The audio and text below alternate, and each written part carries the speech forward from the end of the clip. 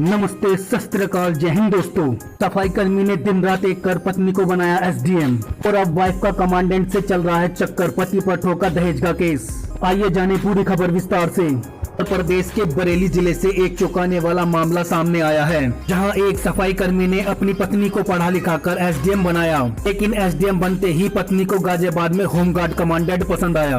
पत्नी एसडीएम को कमांडेंट पद पर तैनात मनीष दुबे से प्यार हो गया। हालांकि एसडीएम पत्नी हमेशा से रिश्ते को झुठलाती रही है। पीड़ित पति आलोक मौर्य को इस रिश्ते के बारे में पता चला। इसके बाद से ही उनकी पत्नी और उसका प्रेमी पीड़ित पति को लगातार टॉर्चर कर रहे हैं और जान से मारने की धमकी भी दे रहे हैं। पीड़ित ने ये भी आरोप लगाया है कि उनकी पत्नी ने उनके खिलाफ दहेज मांगने के झूठे आरोप में केस भी दर्ज करा दिया है।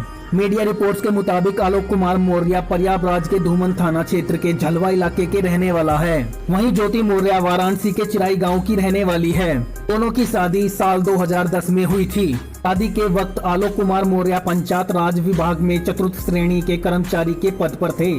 शादी के बाद पत्नी ने पति से पढ़ने की इच्छा जाहिर की थी। इसके बाद आलोक कुमार अपनी पत्नी को लेकर प्रयागराज आ गया और ज्योति को सिविल की तैयारी के लिए कोचिंग कराई और ज्योति भी पढ़ाई में ठीक थी। इसी कारण से साल 2016 में यूपी लोक सेवा आयोग की पीसीएस परीक्षा 2015 में ज्योति मौर्य का 16वें नंबर पर एसडीएम पद पर चयन हुआ था।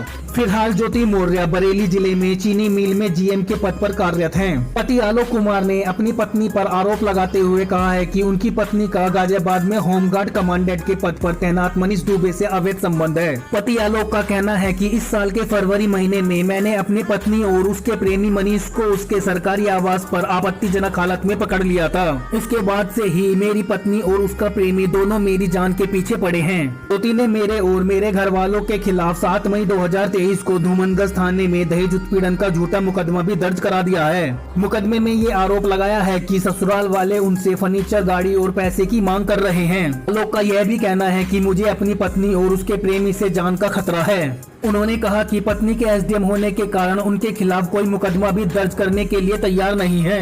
आलोक ने धूमनगंज थाने में अपनी पत्नी और उसके प्रेमी के खिलाफ तहरीर दी है, लेकिन पुलिस ने डर के कारण अभी तक मुकदमा दर्ज नहीं किया है। इसके बाद पीड़ित पति भी इस मामले में सीएम योगी के जनता दरबार में भी कार्रवाई की गुहार लगा चुका है।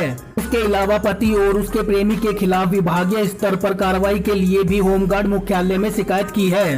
पति आलोक का कहना है कि उसकी पत्नी उससे तलाक मांग रही है। पति आलोक तलाक देने को भी तैयार है, लेकिन उसकी 2 बच्चियां हैं।